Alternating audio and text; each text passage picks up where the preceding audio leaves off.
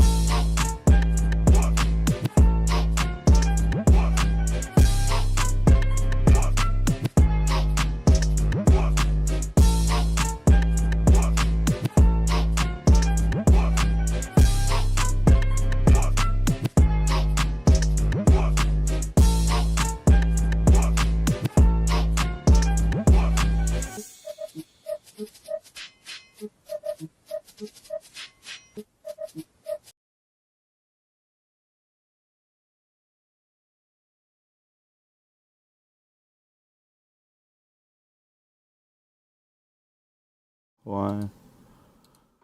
What's up, everyone, and welcome back to the Trainman Report. This is the show where myself, Holden Stephan Roy, and Alex Montagano discuss NDG news and local issues. Basically, it's the localist news report commentary thing you're going to find for NDG. That's not the suburban and one of them other stuff. I hope you enjoyed that trap rendition of the Thomas the Tank and Train Engine video I found on YouTube for your audio listening before we came in. A little more exciting than conventional stuff. And we are officially live on YouTube today. So if you head over to the Trainman Report on YouTube, you will see how this is episode 7 airing live. And the previous 6 episodes are there, so you can conveniently watch them after the fact. We are also on Twitter, so you can follow Trainman Report on Twitter. And don't worry, we'll soon even get a Patreon going and all the good stuff as we come back over.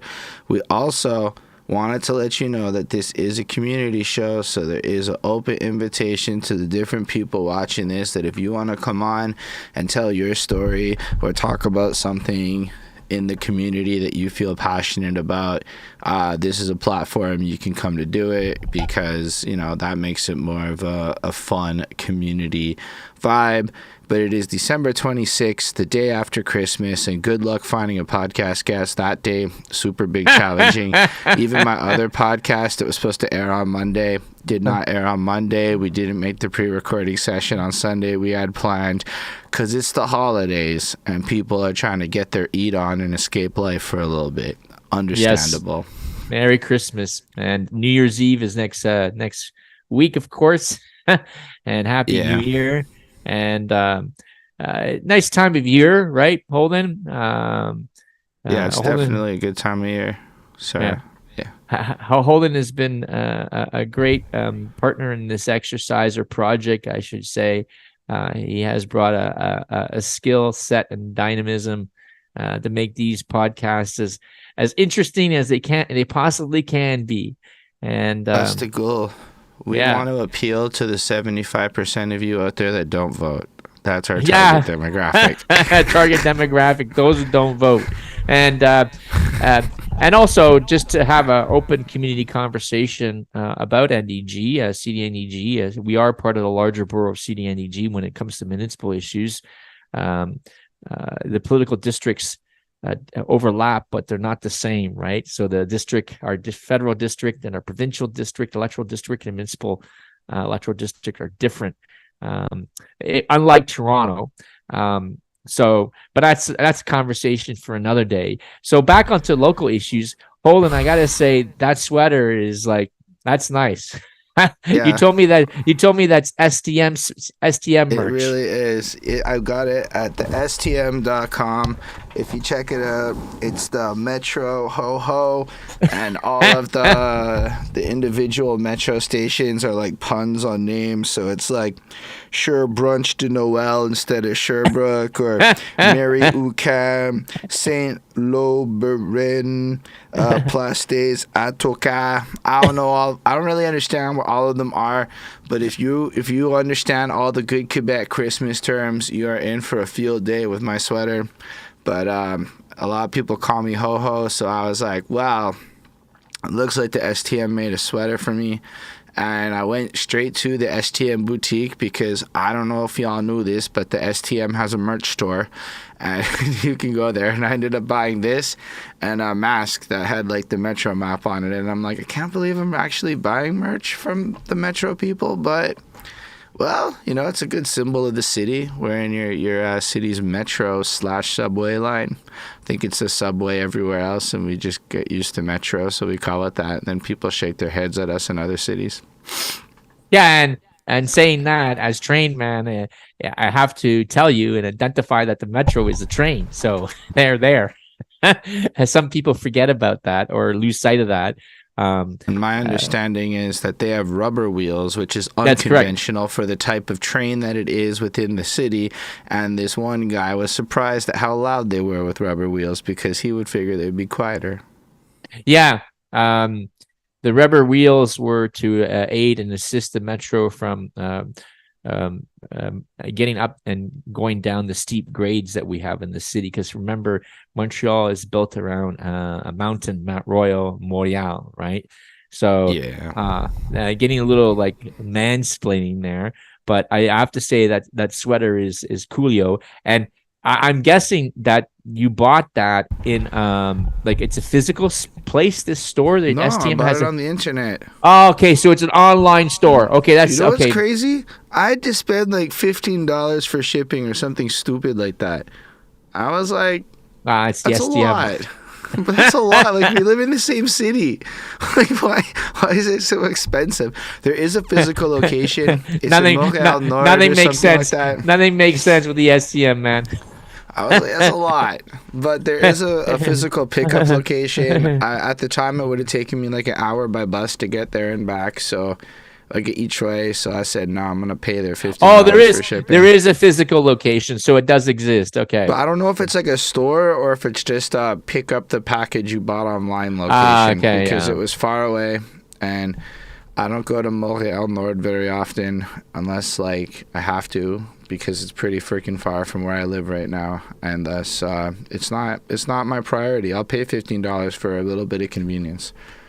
No, I hear you for sure. Like, when you calculate the time and energy, my time's important, your time's important. Absolutely. I look at it like you should calculate time at like at least $25 an hour for like those kind of menial chores, because like, yo, if you do that, then 2 hours of time for all the travel is $50 versus $15. Because in theory, you should be able to find a way to make $25 with that hour if you were focused enough on doing that, which you can't do if you're traveling to get a sweater. Yes, absolutely. Word. So on that note, moving on, last Friday, I had the opportunity to meet with Bob, the president of the Royal Canadian Legion. That was like interesting for me because I have never been to the NDG Royal Canadian Legion. I was under the impression that the Royal Canadian Legion was reserved for the exclusive use of veterans. Chris Crumb's like, oh, Bob. And I know Bob. And I discovered that no, the Royal Canadian Legion is open to all. It's down the street from the iconic Chalet Barbecue. They have historical photos, and they have some artifacts there that from the Second and the First World War, also the Korean War. They always call the Korean War the Forgotten War.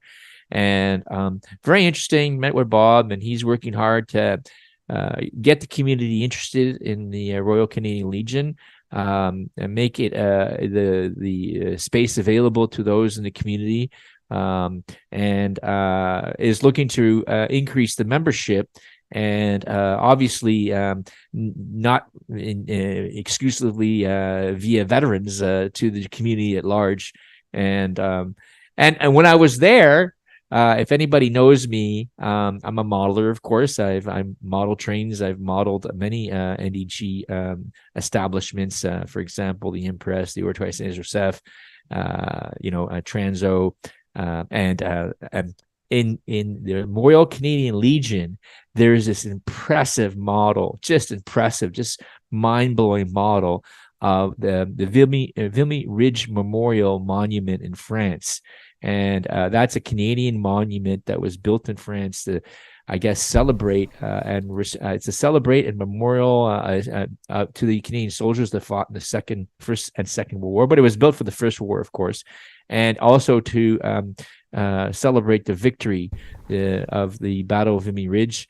It was a military objective that the other armies were not able to take. I'm talking about the French and English, and the Canadians took a shot at it, and they won. They were able to secure this ridge, and it established Canada as a nation to be dealt with, to be that existed and was able to exercise its stature on the international stage. So that was very interesting. And Bob is looking for a home for this thing. It's kind of orphaned right now, and he's got this tray underneath it that he has to hydrate it to keep it, because it's made out of, I guess, a cement mixed or something, and it can't get too dry or it'll crumble. It's not like you touch it and it'll break it apart, but it has to be hydrated. So that's the story with that. Very, very interesting, and I've tried to help them on social media. It's definitely worth knowing about. By the way, it is the single moment of history and war where Canada got taken seriously at a global scale. We went from being the joke of World War I to the most feared soldiers in World War I pretty much overnight with that victory. It's a pretty solid thing. Bob wants everyone to rent the Legion for events, but everyone excludes people who smoke weed outside of his venue. I'm pretty sure that when the cops came the second time that we booked the thing, because the lovely neighbors, that's a sarcastic lovely neighbors. I don't know which one of y'all Karens They're lovely. Whatever one of y'all Karens called the cops on my legal show that we were throwing, that we paid for, and paid for security. I paid out of pocket for security. Chris did too. We lost serious money on that. And the Karens called the cops. And because we had security, the cops were like, "You're not breaking the law. We're going to let you keep throwing your show." Just so you know, Karens out there in the world, there are legal activities when you live next to a venue, which is what the Legion is. The Legion is a venue. You chose to purchase your home next to a venue. That venue probably existed before you purchased your home, so you don't even have the excuse that others may have about bike paths that we'll talk about later on. We're fine. They change things. So if you choose to live next to a venue, same thing goes for the Wheel Club. If you choose to live next to a venue, don't call the cops because people are trying to have fun. That is the most corny shit you can possibly do, NDG, because y'all been doing that, and I don't personally think it's helpful to making the young people stay in the neighborhood if there's a literal threat of cops coming because they're choosing to hang. Imagine a bunch of 20-year-olds finally choose to hang out a party and then they call the cops on them. What do you think that's going to do to the retention rate of young people in the neighborhood? Just had to get that out there. All I know is after that, Bob was all of a sudden booked out, and we were no longer using the Legion for a venue after the cops came. Well, hearing that, I have to tip my hat at you. And it's all love to Bob and the Legion. They did let us come and use their thing twice. And after cops come, I could see how the Legion's board of directors may get a little spooked about the riffraff that Bob was letting in. So all love to Bob for letting the riffraff in. But we weren't actually riffraff. We paid all our stuff, and the Legion definitely made money off of our alcohol sales, so everybody was happy. So saying that and hearing you, Holden, I have to tip my hat off to you for that excellent recap of Vimy Ridge and the Battle of Vimy Ridge. I have to say that I was surprised at your level of knowledge. And I was in Air Cadets. It's like almost Canadian propaganda. So there we go. So Bobby's an Air Cadet. Okay. So on terms of the event you had, I can imagine how the cops are, the arrival of the police has got to be a downer for young adults. So let's just leave that at that. And the cops were also actually very reasonable with us both times the cops came. Okay. So I want to just give them love too. So moving on from that, maybe we should work. Maybe I'll work with Bob in creating a better vehicle environment. Shout out Steve Novak, who said the origin of the stormtroopers is what the Germans called the Canadians in World War I. Oh, there we go, Steve. Thank you very much for that input. Thank you very much. You see, so another opportunity or chance that we're having a community conversation and people are just adding pieces. So that's great. Thanks a lot, Steve. So moving on, I thought that since this is the Christmas show and the last show of the year, we'd have a recap of the major stories in NDG, CDN-NDG from a local perspective. And to me, and please, anybody who wants to chime in, please do so. I think that the main stories in CDN-NDG are the first of all, the artificial grass that's being introduced to Mackenzie Park. That was a big story from a local perspective. We had break it down, and then you want me to break down the artificial grass? Well, let me just go through the stories. All right, so what happened there was that CDN is there's a lot of young children. Specifically from immigrant families, and there is a lack of playing space, playing fields for soccer in CDN-NDG. And the problem with the borough, the CDN part, and also NDG as well, not enough fields, not enough facilities, and then the natural fields were getting beaten up. And the time that you could play in the natural fields was limited because, in the spring, when it's soft, you can't have people bouncing around on there because they're just going to rip it to shreds.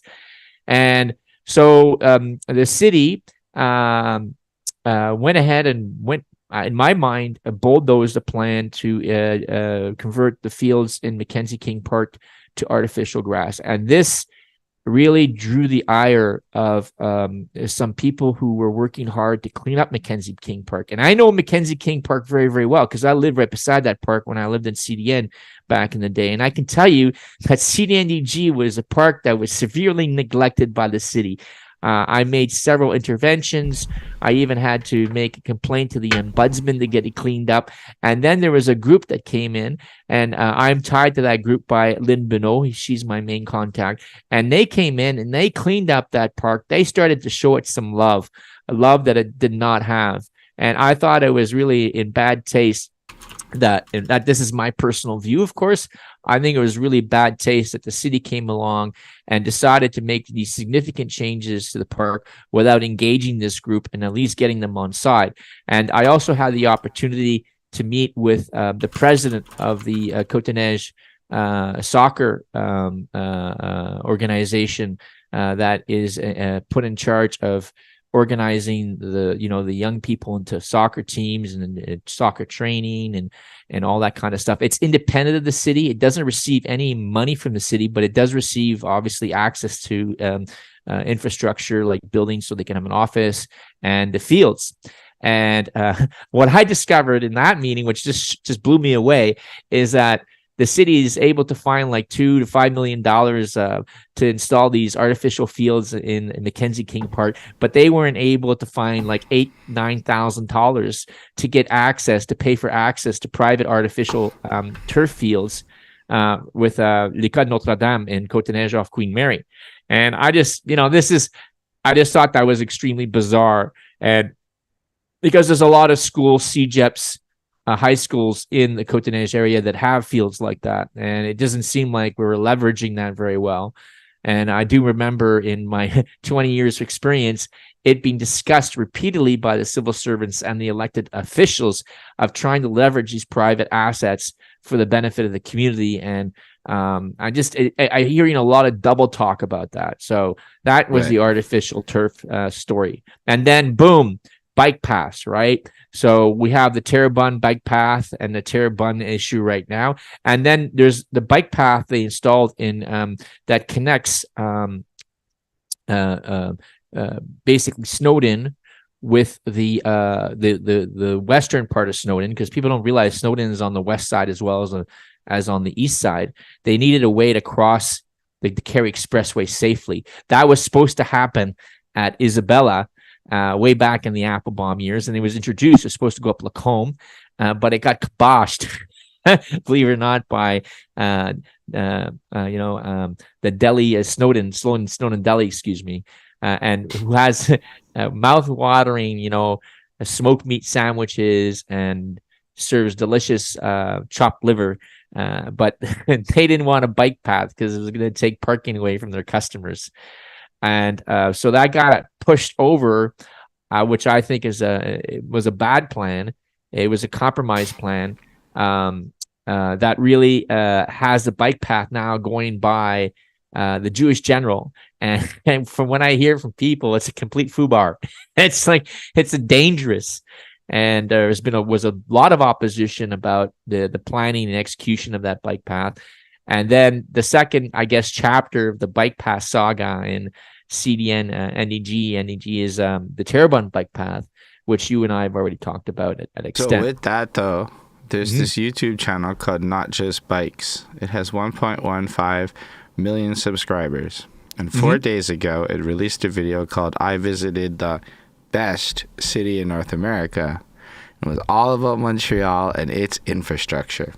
And so what got referenced in his video about 30 to 32 minutes in is how the citizens demanded a study for $150,000 for a bike path, and they could have used that money to improve the bike path system instead. And he was just kind of goofing on our little Terrebonne bike path project. Oh, they made reference to the Terrebonne bike path and $150,000 to the bike path, to the $150,000 study. So now y'all can know it's not just local news no more. It's an international thing.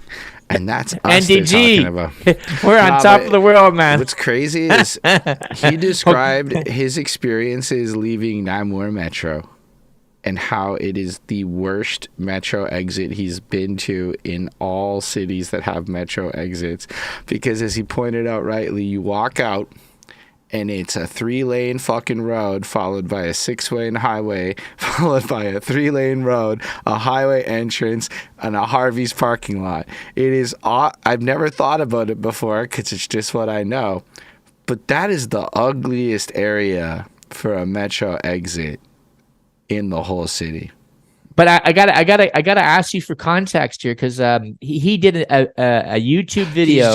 He's just about like urban design and like and Montreal did well or did poorly in this YouTube video. He kind of took some serious shots about how bad our city's designed for bike paths. And he made a lot of bad points, but he also made a lot of really good points. Like, people praise our pedestrian walkways, but they're only open 15 weeks a year. And a lot of other things like that, where you can see the city design is entirely built for cars, and it's reflected in pretty much everything about the city. And it's like a 51-minute video. And I won't say it's all negative, but he points out a lot of how bad our bike path infrastructure is and how it's local city politics that almost 100% ruin the unified bike path network. So instead of necessarily blaming Valerie, as people are prone to do, it's actually more the Snowden delis of Montreal that fuck up the bike path network. It's kind of the bigger point, is when you really get into it, it's all these little whiners in key positions that force it. And you know what? A lot of people will make some claims like, well, there's already a bike path on Maisonneuve. Why don't you just cycle out of your way to Maisonneuve? That is, just for context, it takes a minute to drive from Sherbrooke to Maisonneuve, right? Like, it's a solid minute. It's not a short distance. Who wants to go 2 to 4 minutes out of their way every time they're traveling somewhere? Because if I propose that to one of the angry ass drivers I've now experienced in Montreal, as I see the pure lack of respect for 20 kilometers an hour above the speed limit is too slow for Montreal. So like, as I'm starting to see this, nobody's going out of their way 5 minutes of driving to make things more convenient for somebody else. But that's what people are constantly asking of cyclists. And that's why these networks matter, because nobody's going to go 2 minutes that way to come 2 minutes back that way, and then in some cases it might be a hill. You raised a very good point. That there's this kind of expectations that cyclists need to make a greater detour. And the fact is that for a bicycle to go, well, most bicycles, now you have these electric bikes, e-bikes coming out, but most bicycles, it takes someone's physical energy. That's the engine, right? Is a human being. And I know that the Maisonneuve bike path, and when you start getting around the Cavendish area, it's quite a hike from the Maisonneuve up to Sherbrooke. You burn some energy climbing that hill. I know I had to time it to, it's about Melrose. Melrose is about the flattest street you can go on from Maisonneuve to Sherbrooke with the least amount of effort. In fact, as a cyclist, I live west of Cavendish and on where Loyola campus is. And as a cyclist, I'll actually go up to Sherbrooke earlier because the hill, the grade is not as bad as it is when you get past Cavendish and you're just killing yourself to make it up that grade, where Terrebonne Park is, right? So I completely can relate to that. I think that building a proper bicycle network in the city is essential. I think that, and I continue to feel that there's good east-west connections, but when you start going north-south, they're just awful. There really isn't a good north-south grid that exists there. And to speak to Namur Metro, now that you talk about it, it's a pretty it's like when you get out of to a certain degree, it's like what happens when you get out of Villa Maria metro stations. Like, you get out of Villa Maria and you're right on the Carey Expressway, and the Carey Expressway The West Savannah is just as bad, by the way. Yeah, and the Cary Expressway, right, is like, in my mind, I see it as a scar that basically cuts the borough of CDN-NDG in half. Now, the city did propose in the last urban plan. Hasn't been an urban plan for the city in 20 years, if not more. And they started having conversations of covering it. And I think we had this conversation with Mauro Pena in the last show. And this is an ongoing conversation. I am very much in favor of covering the Cary Expressway as much as possible, especially in the Queen Mary to Cary area, where that's a major commercial artery. I want to see the city put a public market there. I think that we need a public market. That's one of my community dreams. My other community dreams from a cyclist infrastructure point of view is that we need a dalle publique that connects us to the Lachine Canal, a safe vehicle or safe avenue, I should say, for cyclists and pedestrians to make that connection, because right now it's very hairy. I'm going to say that Saint Jacques path that they added that lets you kind of cut down by like where Courcelles goes is super safe. Like, it's legit. It's super legit. You're talking where Saint Jacques goes down. Yeah. So on Saint Jacques, and when you're on the bridge, it's a little terrifying because you're like with it. But then the second the like bike path opens up and it goes down, and you're now separated, and you've got that whole area towards Saint Jacques. You can go up the Courcelles. You can get all the way across. From that point on, like, it gets a lot nicer. And like, I just think, to me, that is an example of like the best bike pathing that we have in the area. But it's really gets you out of NDG, so it's not like really so much of an NDG bike path, because it's an exit NDG bike path. Yeah. Well, I always used to connect to Lachine Canal through Ville Saint Pierre, and that was hairy. It was dangerous. And I know that I've been to a funeral of a young woman who got run over by a truck in that intersection. Really not a fun place to be as a cyclist. This Courcelles connection you speak of, I'm not really familiar with it, so I can't speak to it. So, bike paths have been a big story for 2023. I consider it to be a continuing saga in 2024. I think that as a city, I do believe what happened is that the automobile or the truck, or let's just call it the internal combustion engine that, became part and parcel of the automobile, trucks, transportation systems, and road systems. These have been like enormously positive developments for us as a society, and allowed us to grow and appreciate the standard of living that we appreciate today. But with all new technology, for example, social media platforms, there's positives and negatives. And I think what's happened is that, I think my mustache is itchy. I'm not used to wearing this. What I think has happened is that we've reached a point of saturation, right, with automobiles. And I think we need to rebalance our urban environment. And that's not going to be easy. So that's kind of like my take on like urban development and the place of the automobile. It will be hard.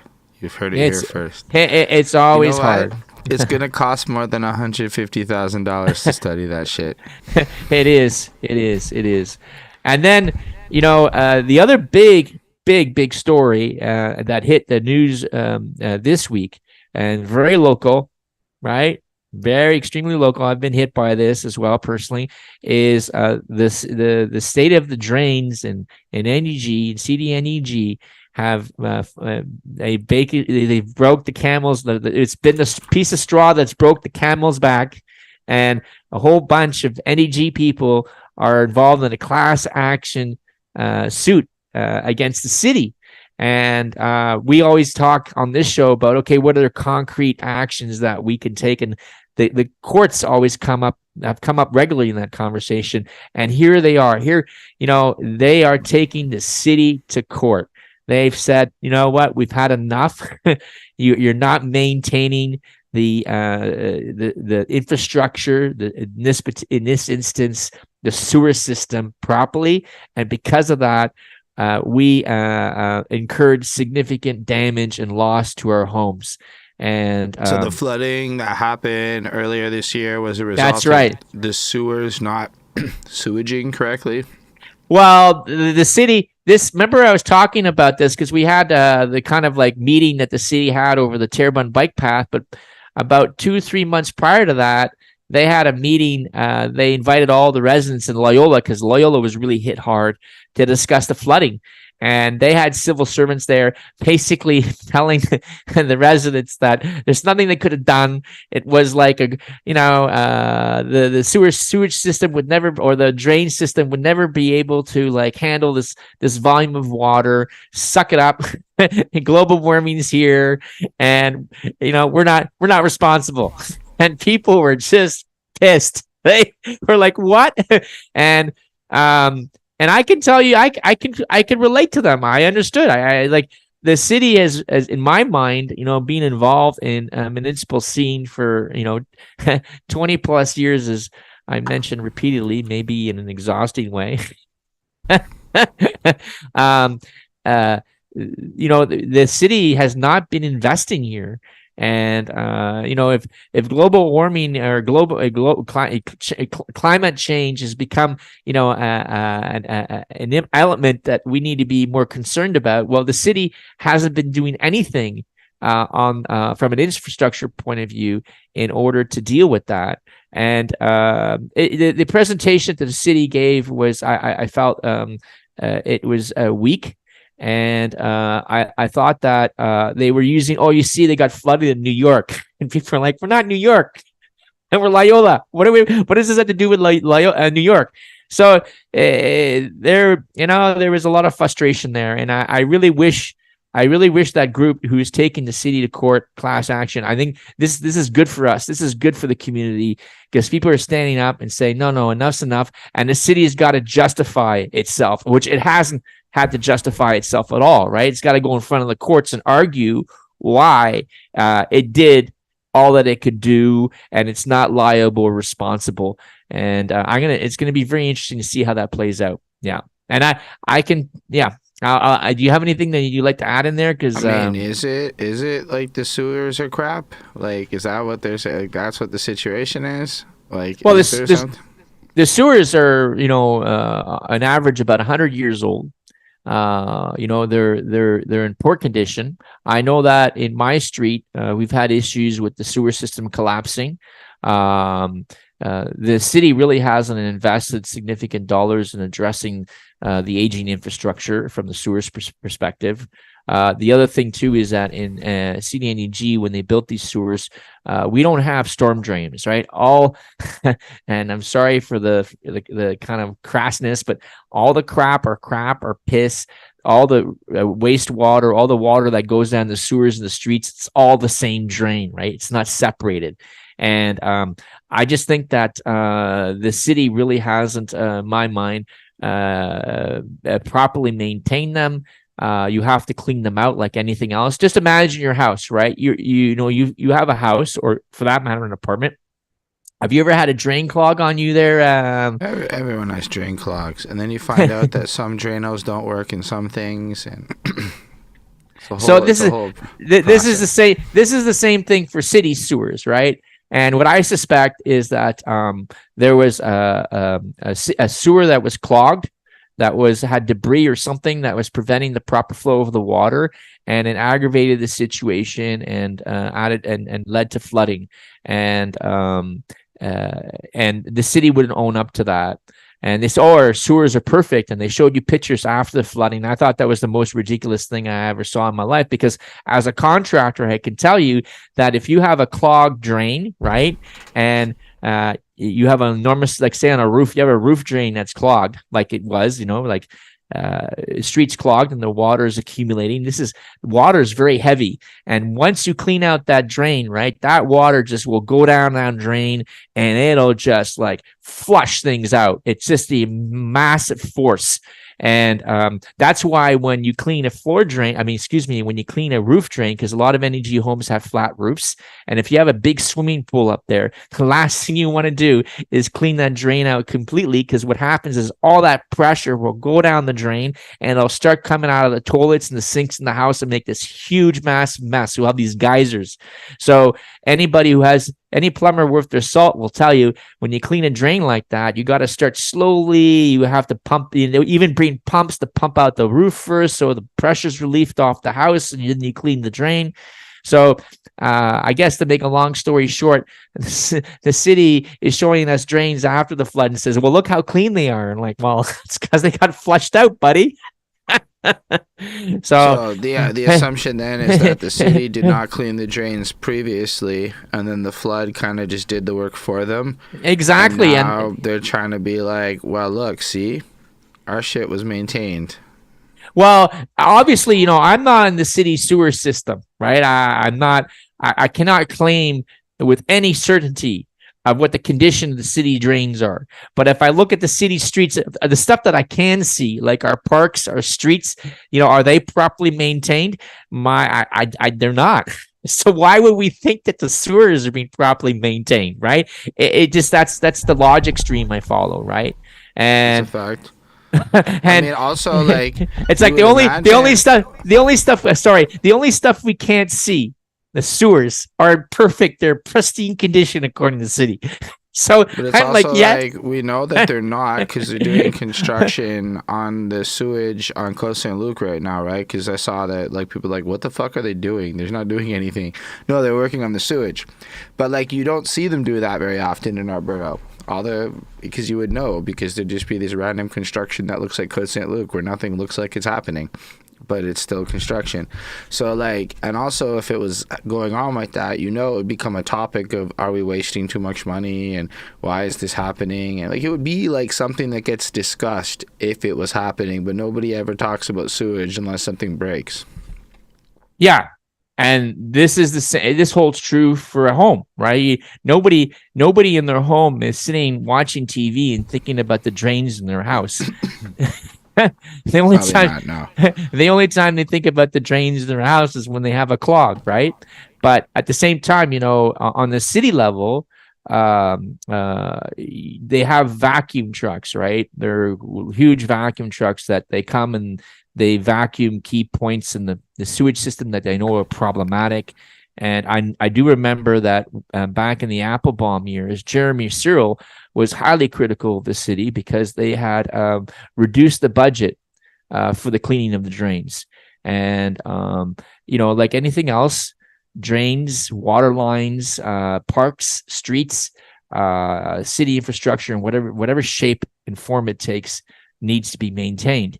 And, if you're a borough like CDN-NDG and who is being severely underfinanced by the central city, and you're looking to cut, find ways to save money, or work within a confined budget, where are you going to cut back on? Well, you're going to cut back on those things that nobody cares about, like drains, until you get flooded, of course, right?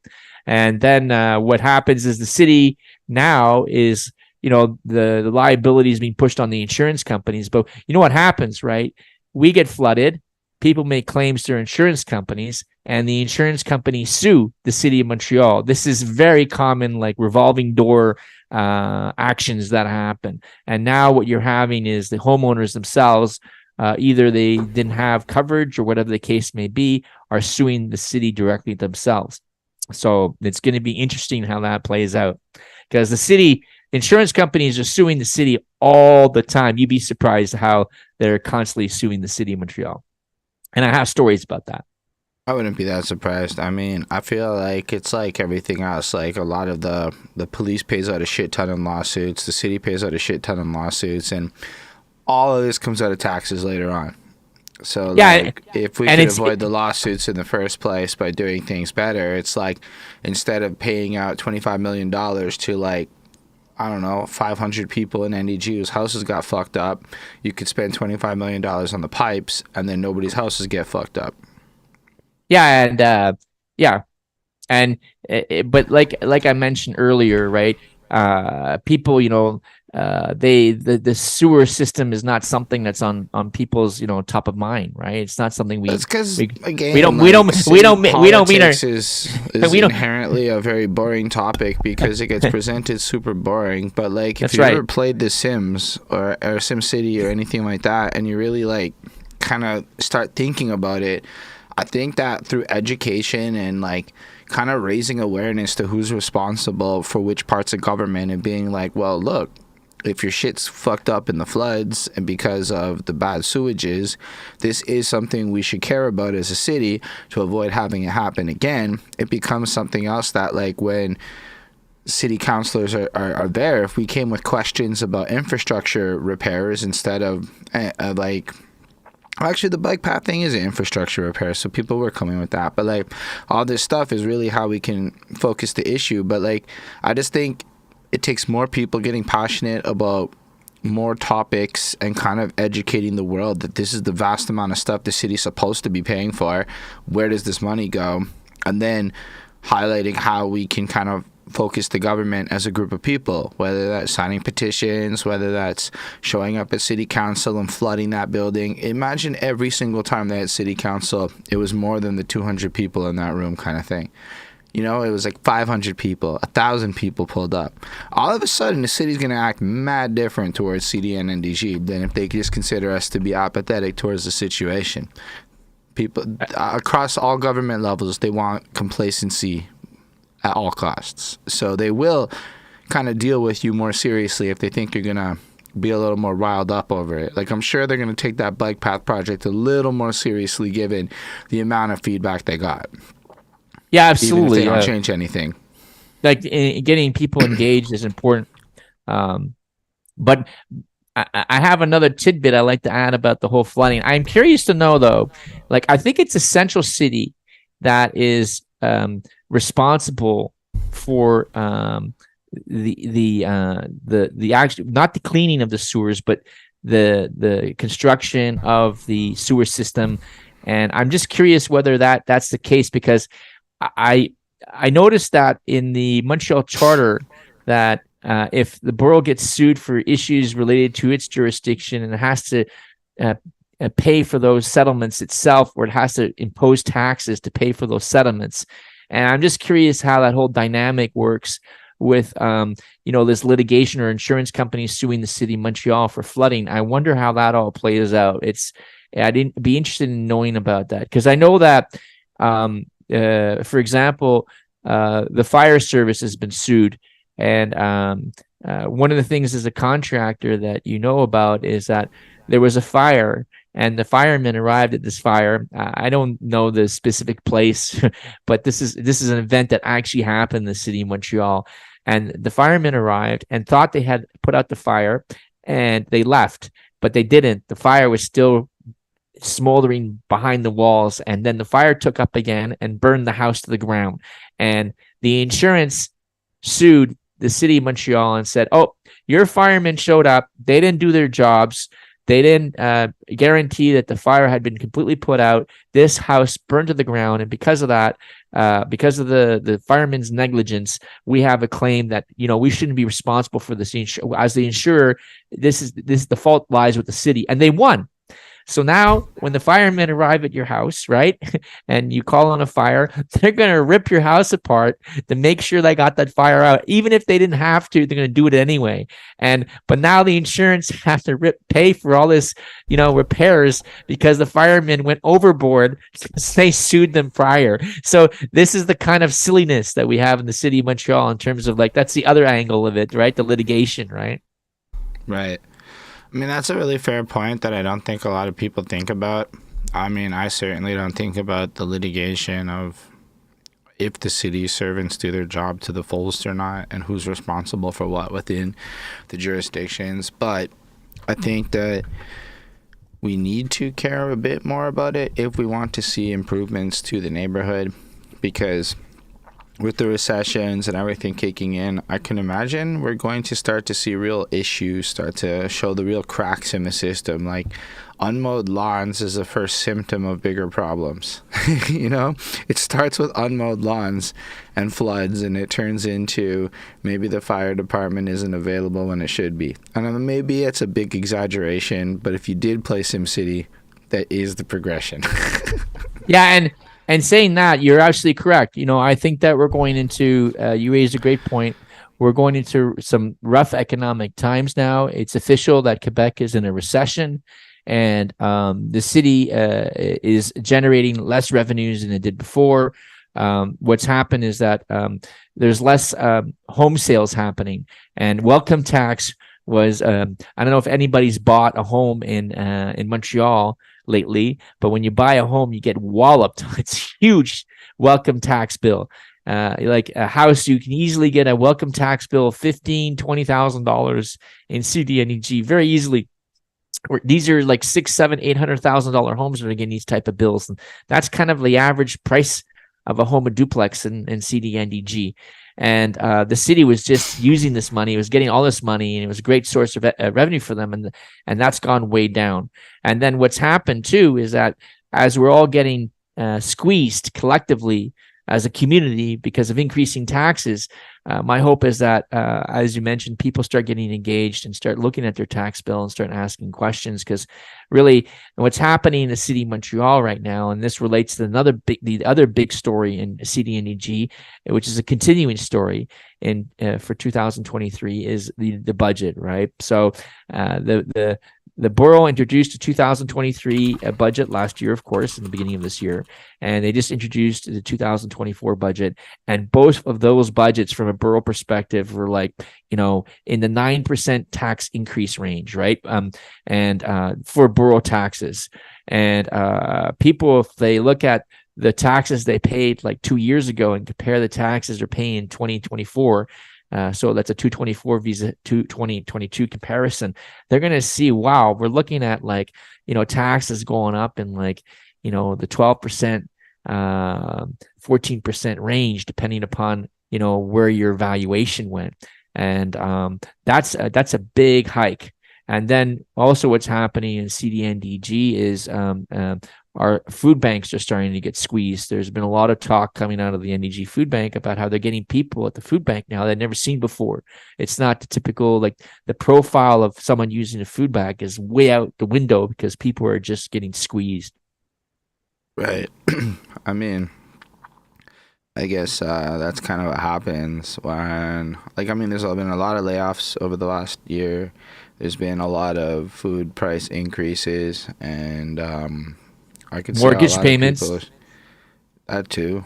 Yeah, all the variable mortgage payment renegotiations were a large chunk of young people, especially, who had no idea what a 5-year variable term rate mortgage was going to look like. When it made a lot of sense, right? It made a lot of sense 3-4 years ago. Now, you know, I've seen my mortgage payment go up per month like by $700-$800, and we don't have a large mortgage. We have a very small mortgage. I'm late in life. Imagine you're a young person, you bought a house recently, and you know that mortgage situation. Nobody bought a house if they were young. They bought a condo.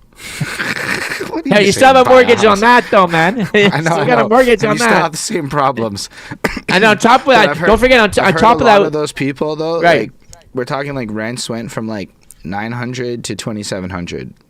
Yeah, just overnight kind of thing.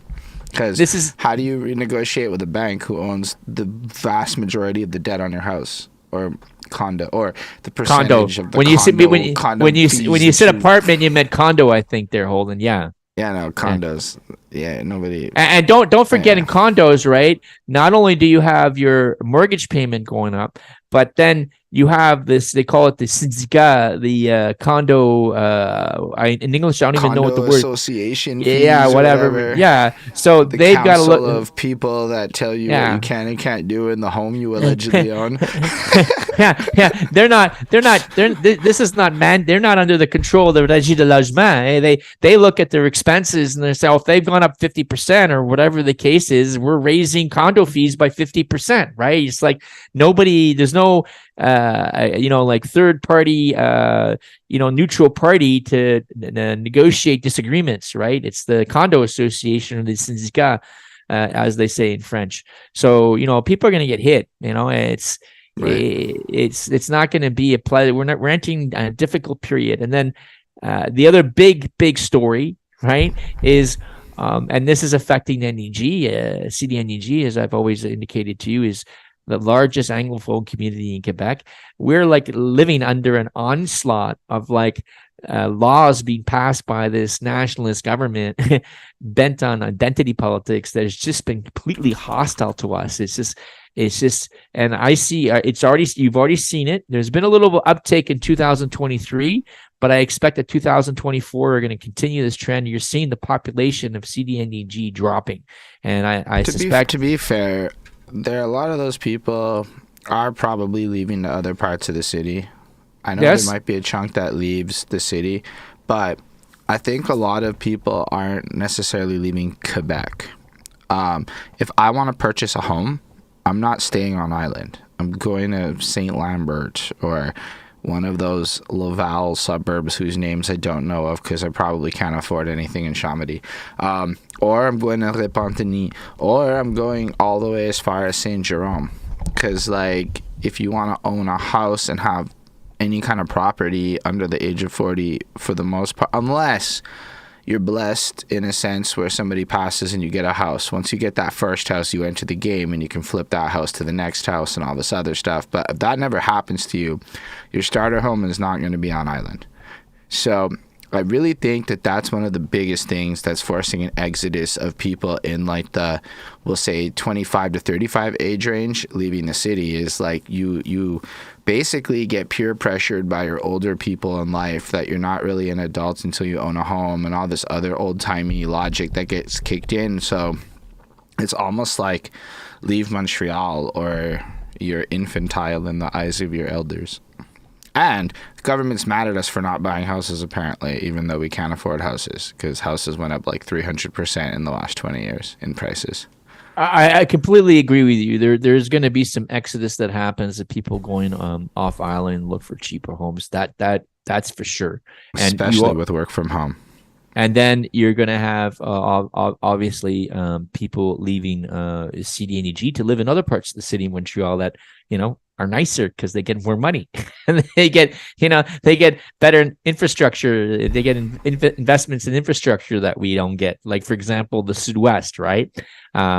Sud-West is like gentrification major, huge condos going up, left, right, and center. You have this beautiful linear park that's managed and maintained by Parks Canada. Believe it or not, Lachine Canal is a park, Canadian park, Parks Canada. It's run and operated by the federal government.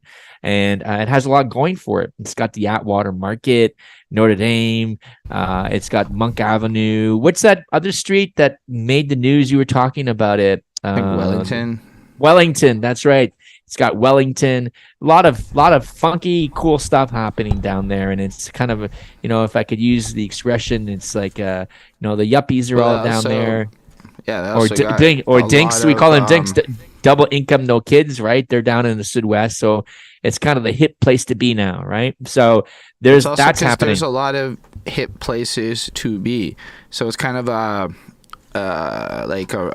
I don't know what the right term is, but basically because there's so much popping over there, people go there. And I know we got Orange Cafe, which is super lovely. Big shout out to Orange Cafe. I finally ate there. I spent way more on brunch than I ever thought I would, but it was actually worth the money and it was delicious. But you're talking about DeCarry Boulevard, right? Right beside Villa Maria. Yeah. So I went there because Thrive NDG made it sound delicious. So we ended up there. We tried it out, and it was delicious.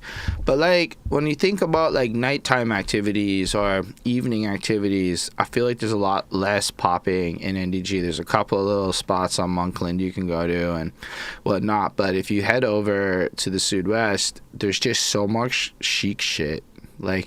Expensive shit too.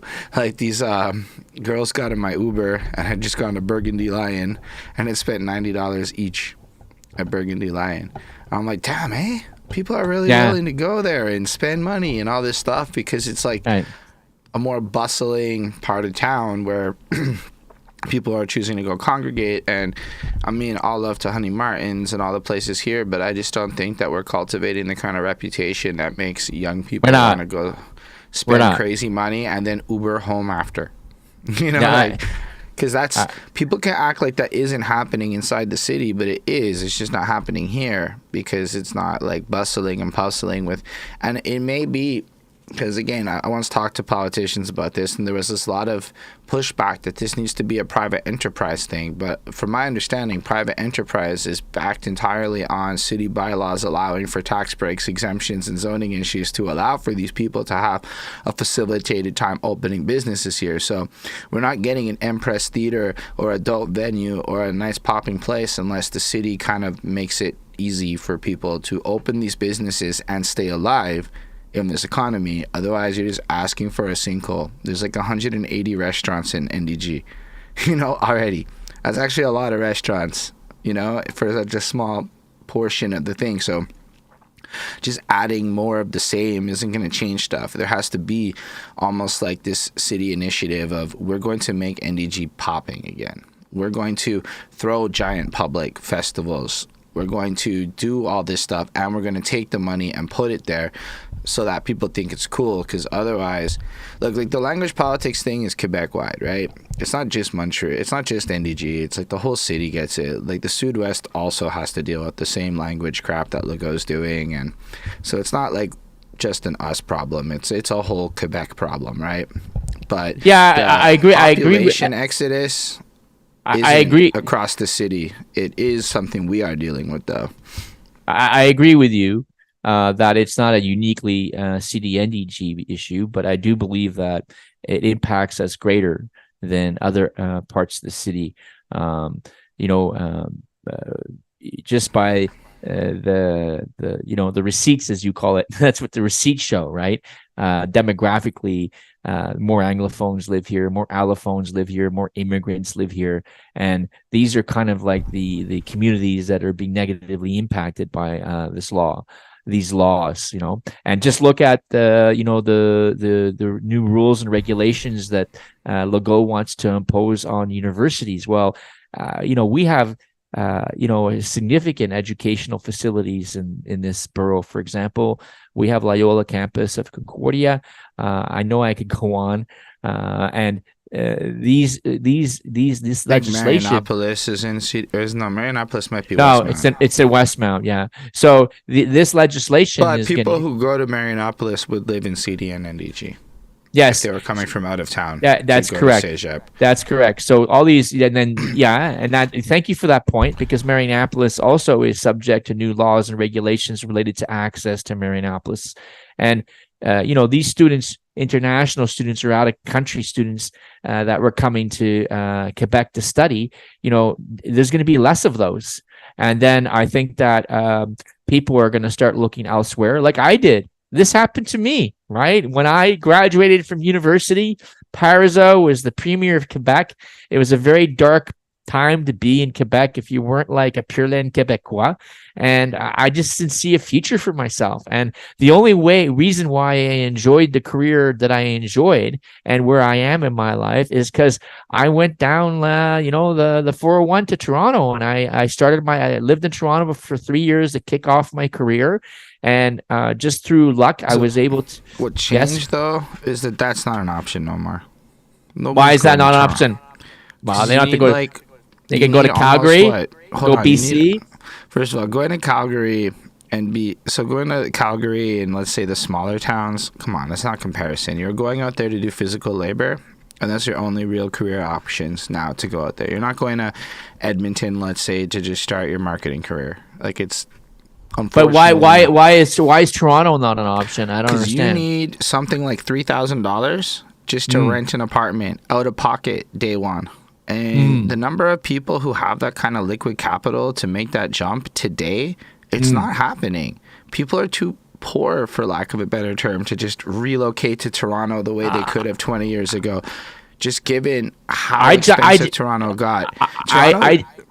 Yeah, go ahead. It's way more expensive than Montreal. Yes, it is. To a point, I have friends who have gone there to pursue art careers. Right. And the cost of living deaded their art career because it is That's all you do is work there, and then you still can't afford it because we mad about like our $1,500 to $2,000 rents. They're laughing at our rent prices and how small they are. I hear you, but this is what I lived that, right? I got into a car. I drove down to the 401. I got a job almost immediately because my French, right, which was a liability in Quebec, became an asset there. People were calling me, come and work for us. We want you to work for us. You have bilingual skills. And I found a job almost immediately. I had a car, I had an automobile, an old beat up dated automobile. And I rented. I got a room. It was a shared, shared apartment. And people rented out rooms. And I tell you, the first week I slept on the floor because I didn't even have a bed. And shared kitchen, shared bathroom, and the rent. It was expensive, but I could live. I could get by, and I went to work and I was collecting paychecks. I remember borrowing $200 from a friend just to carry me over until my paycheck would arrive and paying him back immediately. I experienced this. I lived this, but at least in Toronto, when I was at Toronto, I had a good job. Like I saw a path forward. Whereas in Montreal, there was no avenues like that made available to me, and I was a graduate of McGill University, like I did postgraduate studies in business. I see more people marketing. Going to the States than Toronto, to be honest with you. Wherever they go, then because Toronto, man, like I think you don't. I don't think you fully realize how much I lived there. But what do you mean I don't realize? I lived there. How long ago? It was a long time ago, but even back then. See? Because it's really like the spike it is expensive. And increase, the cost of moving has changed so drastically that like the ability to just pack up and leave and go to Toronto, I didn't take anything. I took bags of clothes. And that's it. I went to Toronto. That was it. That you can try that life. Right. It'll still be way harder today to pull off than what you went through back in the day. I'm not gonna argue that it may be harder, but at the end of the day, I don't think people are just about to just up and leave Montreal like they did in. Well, maybe not Toronto, but there's other places. Vancouver's also equally spiked up in price and expensive. Very expensive. And then everything else in the country is less worth living in than Montreal at that point. Everything almost across the board, unless you're in a specialized field. Like if you work engineering, I can think of lots of places that are not Montreal to be in. If you like do welding or tons of not Montreal places. If you work in an office, you don't have as many places to go in the country to get good jobs as you would in the three major metropolises of the country. Yeah, sure. I'm just explaining. I get what you're saying. I'm just sharing my personal history. But I do think that let's see, because I have the city data in 2022. There was a major dip. 6,000 people had left. Our population went down by 6,000 people. In 2003, but 2022 is based on the 2021 data, right? And 2023 went back. And 2021 is the year everyone left Montreal because work from home said you could now buy a house an hour away and it was all good. Yes. And then the offices opened again. And now a lot of people had to move back. That's correct. And then 2000, that's a very good point. And in 2023, you saw, this is 2022 figures now, you saw a spike of the population that went back up 3,000. So maybe that's that explains that people are coming back in the borough who left. But not everyone had to come back. Maybe. We'll see how that plays out. Work from home isn't like, there are companies that are going to stay work from home or hybrid model. Like some of the people who only got to go in 2 days are willing to do it 2 days. Agreed. But let's see what happens in 2024. Let's see what the new population figures are in 2024. And I don't think they're going to. I don't think it'll be good. That's my feeling. That yes, there could be an opportunity for people to just jump shift over language issues, but for me, it's like I remember 20 straight years of this shit. It's not new. It's just been this my whole adult, like even beyond me being an adult, right? So it's not like we're all leaving. Those of us that stayed are staying. We're the Anglos that were like, nah, this is my home. I'm staying in Quebec. Whether we stay in NDG is a whole other issue. But we stay in here, as my feeling. But let me ask you this: you're a rapper, right? You're very connected to the creative community, and one of the repeated themes that I hear from you is that culture, right, needs investments, right, and public investments, right. It needs to be supported by the public. I agree with that. I think we need it. Public funds need to support our artists, and if you look at the formula in which the city determines monies and to disperse them in the boroughs, there's a category called culture. So clearly, the city has identified, okay, we need to invest in culture, and the big question though is that as like the minority populations in Montreal, like that don't prescribe or don't fit into this ideal of what a Quebecois should be in terms of what the nationalist and Legault thinks that we should be. Are we being provided with our share, equitable share of funds in order to support cultural activities that are related to our community and the world we live in? I think the answer to that is no, it's not. But I think you're correct. But when you dig a little deeper, you're going to find out how lazy allophones are about actually investigating the options available for them. This is not a hyperbolic statement. This is, unfortunately, I can substantiate this with holy shit, Quebec is begging English people to ask for grants. Begging. I got invited onto a judge council because they speak English. They didn't even ask my socials. They just said, "Oh, you're an English artist? Come talk to us. We really need more English people represented." So actually, the culture people specifically tend to be really good about supporting English shit because there's such a vacancy in English stuff, and because we are now a real minority, there is minority percentage data that gets tracked. And it turns out English people just believe that Quebec won't support us to such a point that we don't ask for city funding anywhere near to the degree of French artists. So that percentage would probably not be fully there is a big number of us that should probably try harder to get city funding because we just don't ask. And because we don't ask, yes, the percentages are going to say that French will get supported more, but then you could really dig deeper into grant applications and the percentage of people who apply by demographic, and it's like, oh, maybe there is more to the story of Anglophones taking a victim mentality instead of proactively leveraging the tools and services that are available to them to achieve greater things. And at least in my corner of the world, yeah, it's like that. If I were to ask 200 rappers if they've ever applied for a grant, maybe 3 will say yes. Yeah, I'm not going to dispute that.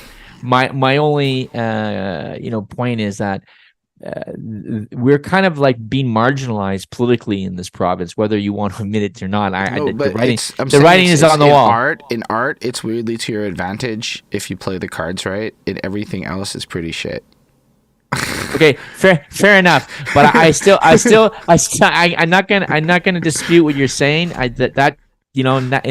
Maybe in that world that makes sense for you, but from just a money perspective, right? When I look at the funds, right, and when I'm looking at that kind of data set, it doesn't line up. You don't see money's being dispersed in a way in which is being made available to communities. And the whole fact of the matter is that when you have a provincial government that is very focused on a sort of the identity nationalist politics vision, the cultural monies are typically being funneled to support it's not going to minorities, that's for sure. For example, an excellent example. I would have to highly disagree with that. Quebec is really good about giving money to minorities if they ask for it. On that note, Montreal, on the other hand, is actually, it's different. It's like, I would say Quebec's cultural program and Canada's, both the federal and the provincial level of cultural funding is pretty good. I've never met a person who worked for a culture department of Quebec that was the kind of bigot that you would think works for the Legault government. That department is the artist hippies, and they tend to be like really different people. And I think it's worth pointing out, because the Montreal people is who I find we have more difficulty with. At that level of city funding is where I do think that we need to focus it. And it is important to give props to the Quebec government when they do good things, because they actually do good things sometimes. Like, for sure, free parking at the hospitals, actually useful in my life recently. But back on the artistic piece, right, is, like the Quebec government just passed legislation dictating that on hold music in Quebec, right, has to be like now local music right now, because some minister was put on hold when she called her department, and it was like they were playing American pop songs, on the hold song. But I'm not mad at this. But I'm not mad at this either. But the question I'm asking is that now that on hold music, right? What is that local music? Does the legislation determine what that local music, how that takes shape? And again, because we're not the minorities, the Anglophones, or whatever minority you want to talk about. I don't like just talking about Anglophones. It's a minority issue, right, as well. We're not in the corridors of power. And you say, well, we're not getting the money because we're not asking for it. But, it's me. It is a real thing. But at the same time, like, if it creates a different environment where, for example, I'll just use a very simple example. If your father went to university and got a college education, and they have children, they know the vehicles and the avenues in which to, get a college education, how to be successful in that area. The same thing in the trades, right? So if you don't have that knowledge and you don't have people who can guide you through that process, or who have their finger on, the funding, sources, it creates challenges, and it creates barriers, language barriers, cultural barriers. There's a whole bunch of stuff that's happening there. But yeah, so that I do think that it's like, I get what you're saying. I think the arts and culture world in particular is very weird, because the people who get a lot of the money are private citizens who know how to game the system. And it isn't so linguistically divided as people think. There's a lot of English people that know how to do it. They just don't tell everyone. It's gate-kept knowledge, and there's a lot of people that don't want to share it. Grant writing costs you $500 to $1,000 unless you learn how to do it yourself. That's just to write the grant. And you could write grants, but you're going to go through multiple years of failure before you start getting... So it's like it's a whole process, right? And the people that know how to do it win a lot. And there are... Again, I want to give props to Quebec for this, because they do pay English rappers to do ads when it's relevant. They do invest in this when they want to make their point, and it's not often, and who they pick might not be the right guy in the eyes of the culture. There is a lot of potential racism in Quebec's music scene, where people of color aren't given the same opportunities, but I'm going to say that's pretty much everywhere in Canada, to be honest. It's not like a Quebec thing. I went into my quest of music, like, taking on the system, believing it was such a language divide issue, and it's not. It's just one of the few topics where it's artist or lazy issue, and the city doesn't believe that the ROI is worth it a lot of the time. And then a lot of the proposals given to the city are not actually done well. And there's just a lot of things that happen, especially in arts and culture, where I could see how things get skewed. But I do believe that portion of the government actually doesn't care about language. They care about, in fact, if anything, English might be to an advantage. And if there was English Quebec songs that were so popular that you heard it playing in people's cars, that would end up being hold music. But we just don't have that yet. So the really popular songs that would end up being hold music tend to be like French cult classics and things like that people would recognize, which seems at a surface level bad, but kind of makes sense when you're trying to look at. Well, you say that used. You say that, right? And I'm on August 26, 2022, which was last year. there was a rapper, right, who was his name was Mackenzie Saint Felix, known as Mackie Lavender. Do you know this guy? Yeah, he's amazing. Mackie Lavender, but he's bilingual as fuck too. Yeah, but he was dropped by a promotional video for the REM because supposedly he wasn't French enough. I do remember there was something about that, but like, so there's an example, and then you have Sugar Sammy right now, who's he's smashing records because he's going around and he's promoting a bilingual show. Now, Sugar Sammy, right, is he's trolling. He's also got one hell of a fucking budget for all the billboards he's been able to buy over the course of the last 10 years. But the reason why I bring up Sugar Sammy is because there is a taste for this. There is people want to see this. There's an audience out there, and people are willing to pay good money to see his shows. He can afford billboards, right? But where are the people trying to take the routes and the level of dopeness that Sugar Sammy has done? I'm in the art scene. Bro, it's like people aren't willing to do what Sugar Sammy is willing to do. He's willing to work harder and do what needs to be done at a systemic level to figure out how to play the game. And there is a lack of knowledge and a lack of resources to guide artists in ways to capitalize on their art. There's another side of it. There's a lack of business. So there's not guys who have money coming in and investing in us again, this is all private though. This is the private side of the scene that isn't necessarily something I would put on the government. It isn't the government's responsibility to entirely fund independent artists. There is a degree of us should be able to pay for our art. What the government needs to do is facilitate our projects, which they kind of have the grant system for. So if I can establish my team and come up with an amazing project, the government will give me money for it. And that does exist, and it does happen. But when you get into that's why I said the number of people who really apply for this shit is way less than you would think. And as much as the government maybe dropped Mackie Lavender for that one instance, they have paid people for English rap in their ads. It is something that has happened.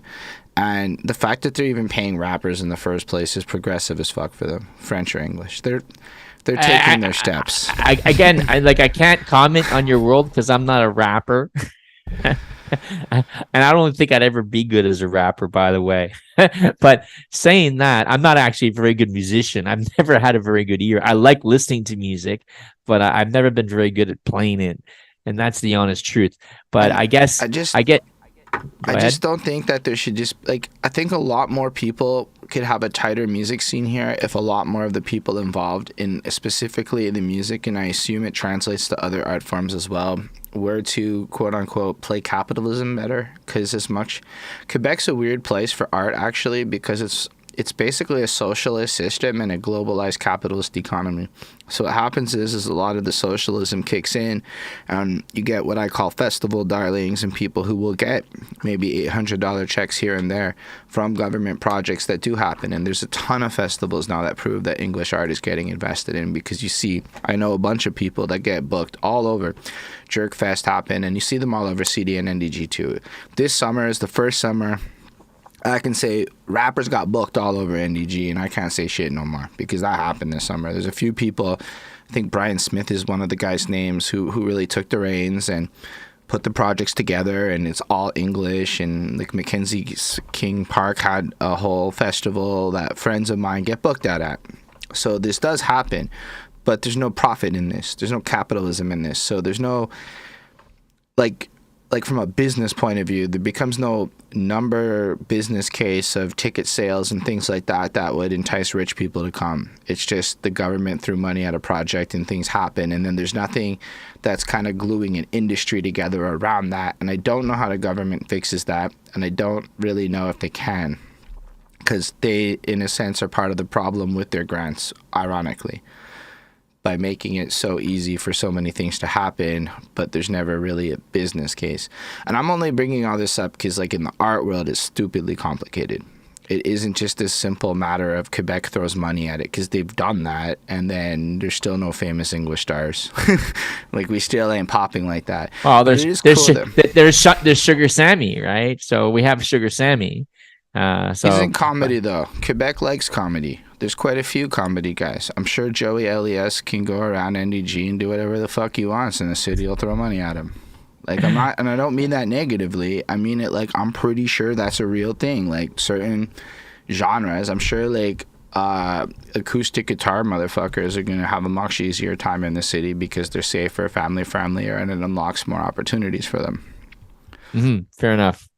So, but if you bring it back to hold music, yeah, the people who should end up on hold music are actually the artists that are doing well on, like, they have fans' point of view.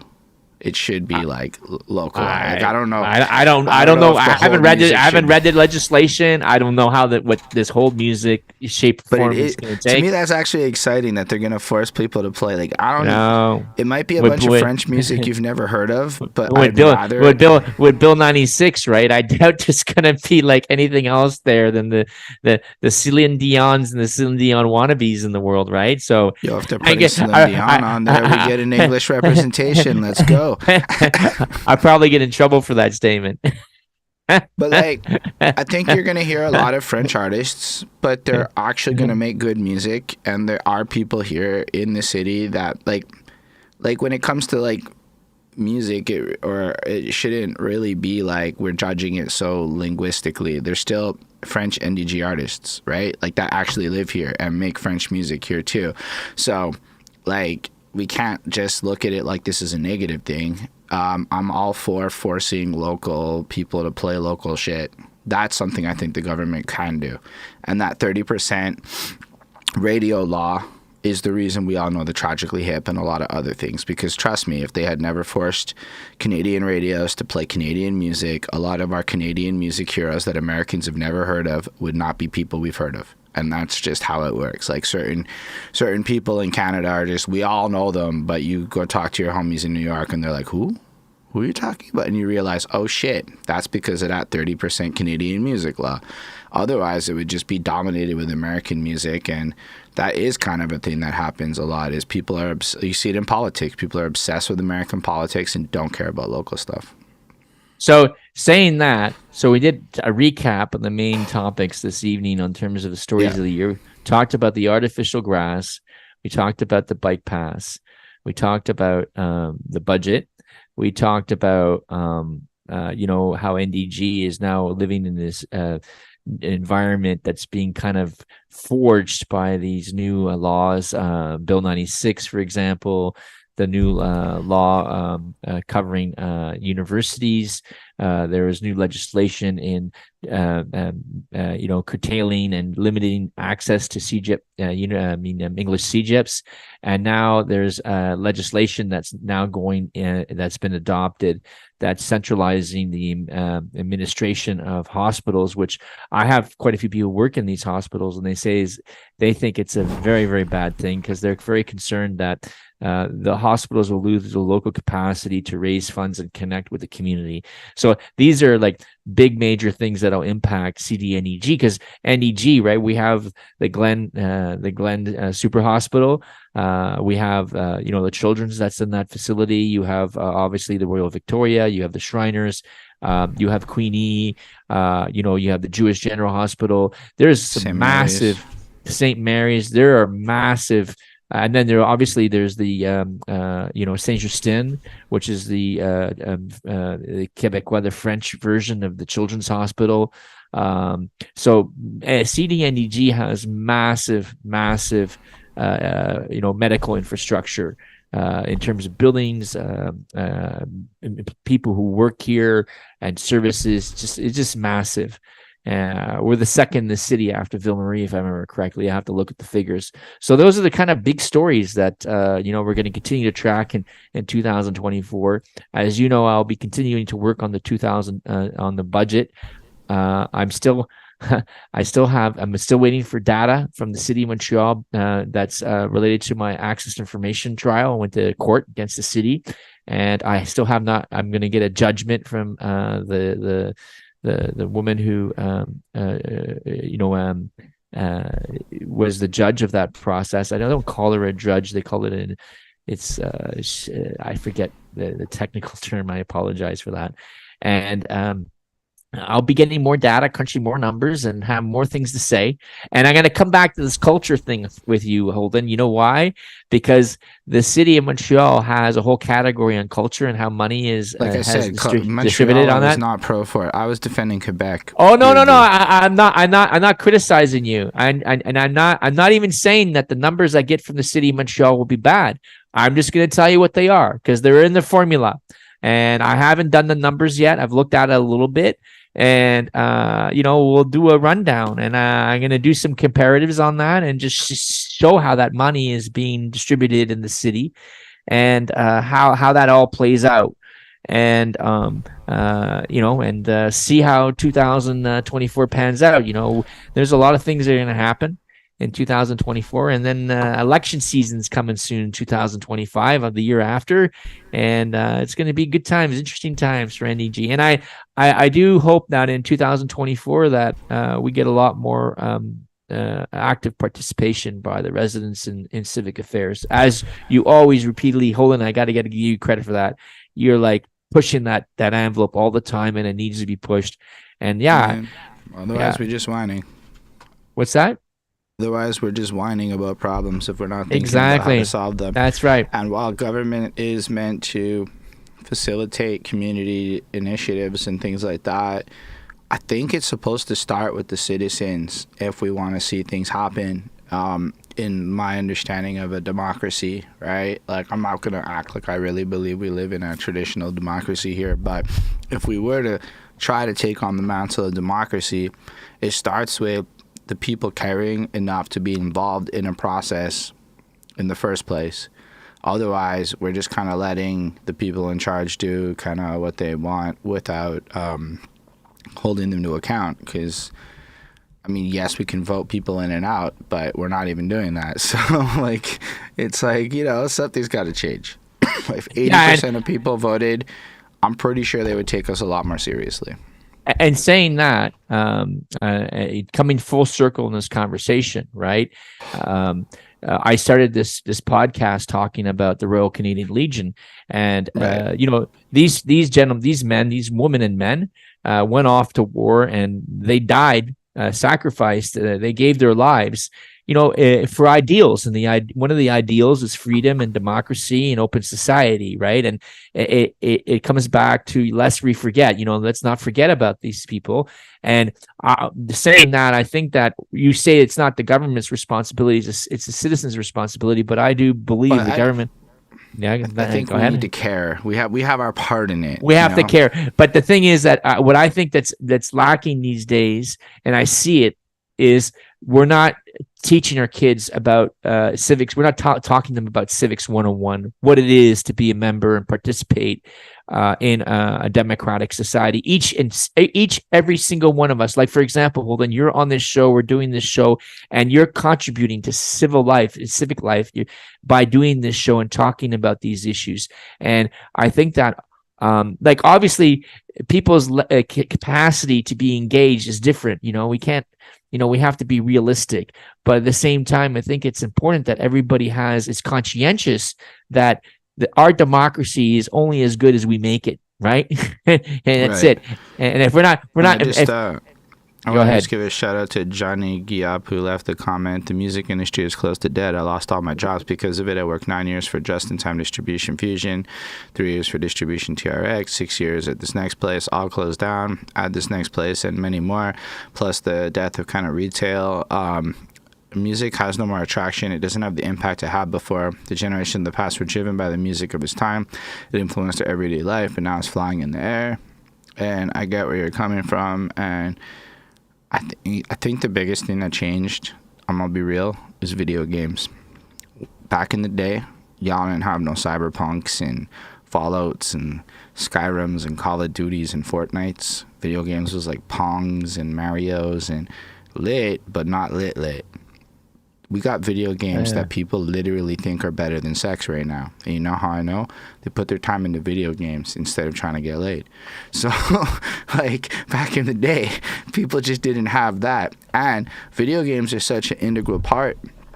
Music is such an integral part of video games that, like, you're more likely to have your song break in a video game and get, like, famous in the last 20 years. Or movie sync licensing and things have kind of, I think, hit a lot more, and the retail world of music is dead in the way that it used to be, and the discovery of music as a social capacity at clubs is dead in the algorithm world. So the social aspect of music recommendations mixed with the lack of retail has vastly reshaped the entire music industry. But I still see people addicted to music all over. It's just everything about the music industry is absolutely changed to algorithm-driven, scary shit mixed with a lot of hustlers who know how to sell small-scale concerts to success. So if you know how to book yourself a bunch of 250-person concerts, you're probably in a good range of profit. But the entire industry surrounding that is dead. Like, the concert promoters dipped out, so now all the concert promoters that are trying to throw tours are pretty bad at it. Everybody's losing money everywhere. Montreal's getting skipped on a lot of tour stops right now, believe it or not. That's actually something that, like, doesn't come up a lot, but there's a lot of shit that's changing. I don't know how to fix any of it. I think the entire old way of music is gone, and now it's about influencer-driven marketing, and a lot of musicians refuse to become influencers, and a lot of the agencies that used to, like, be pivotal to connecting people to stuff, like, I don't know, it's harder to get to them because I think there's just less money everywhere. So I never heard of distribution fusion or all these other things, but the fact that a bunch of distributors are closing across the board is kind of a weirdly scary thing when you see the rise of DistroKids, TuneCores, and a bunch of independent things that offer a fraction of the attention and opportunity but make everyone believe that they're getting the same access. And there is a huge education gap, and the whole world is changing with that regard. And I don't know how to fix it, but I don't know that the government can do it by itself. It's kind of a giant thing. I don't think the government has a role to fix distribution networks, but I think the government has a role to encourage and provide avenues for young artists to be discovered. They can throw more parties that put on more people, and throw more parties for adults where, like, things like marijuana smoke aren't, like, a blocker.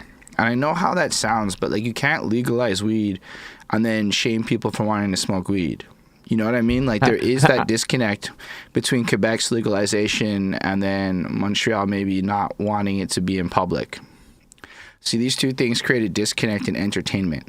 But I'm gonna switch gears and just say that I still buy vinyl records, and over the Christmas, I had the pleasure of going to Encore Records, and I also went to my other regular stop, which is Death of Vinyl on Saint Laurent. I don't know if you're familiar with that one, but Steve there is my friend, and he's a lover of backgammon. So if I get there early enough, I can get some backgammon games in with him.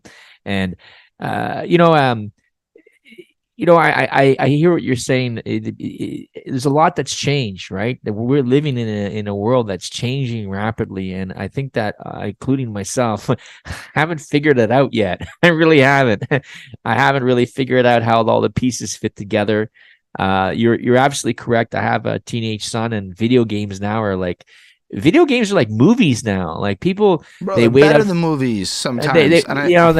They wait for the release of video games the same way when we were a kid and we're, like, in line waiting for Star Wars. So it's a changed world, and video games are interactive, right? Unlike a movie, you sit there and you're just this passive, like, you're just absorbing. Behind the scenes, if you get a video game gig as a writer, it's like a 6-year job. If you can just look at the writer's strike to see how bad movie writers are being paid. So, like, to me, the best writers go to video games, whereas back in the day, the best writers were in Hollywood. Yeah, so like these are all excellent points you're making, and it's changed world, and and you said you don't have the answers. Well, I definitely don't have the answers. I mean, I have a lot of theories where people need to adapt to the world. Like, if TikTok's going to be the thing that breaks your song, why are so many people afraid of making TikToks that are going to be appealing to young people? Like, also, like, if you're in your 30s, why are you not trying to make it? It's still 18 to 24-year-olds that define what's cool. That didn't change. So no, you're wrong about that. It's 55-year-olds that define what's cool. I think a lot of old people in the music game. Am I an old person? Am I an old person now? I think I am, eh? I mean, I would say you're definitely comfortably in you're even past where midlife crises happen. Like, you're That's past true. the midlife crisis age. That's true. I've accepted my mortality now. I'm not young, no, and I'm a lot. And my life has changed. It's not the same, that's for sure. But on that note, I think we should perhaps say, excuse me, a Christmas farewell, a merry farewell to all our listeners for all the support they've shown us thus far, and to remind them that this is a work in progress, and we're working each week. Holden and I work to try to improve the show, invite interesting guests. It's way more fun when y'all are jumping on the show. So let us know if you're watching this and you're like, well, I can talk about this thing that they clearly don't know what they're talking about. Well, if you think we're idiots, tell us we're idiots. It's fine too, Come right? On the show. I can handle it. That's the best way for everyone to. I mean, I believe in the Socratic method. Be a little dumb. Watch how they correct you. That's right. It's good. Holden. Love ya. You have a great night, sir. But also, like I said, we're on YouTube. So if you're watching this on YouTube, make sure to like, comment, subscribe. If you see this wherever you're at, come to the YouTube and help us grow that. It's going to be like we're the easy archive of past episodes. We should be on all the podcast networks by next week. So if you do want to listen to it in your car, that's an option as well. Right. And like I said, we want to see this grow. And make sure to tell us in the comments what matters to you the most so that we don't just go on about it. And no matter what, you will have to listen to Alex talk about the budget. We can't. No matter what. That's your penance. But we appreciate everyone who came through, who commented and everything. Thank you all for watching this. I hope you had a really Merry Christmas and that you have a Happy New Year and Hanukkah and all whatever you celebrated. There's a lot of holidays these times of year. Yeah, be well. Live long and prosper, everyone.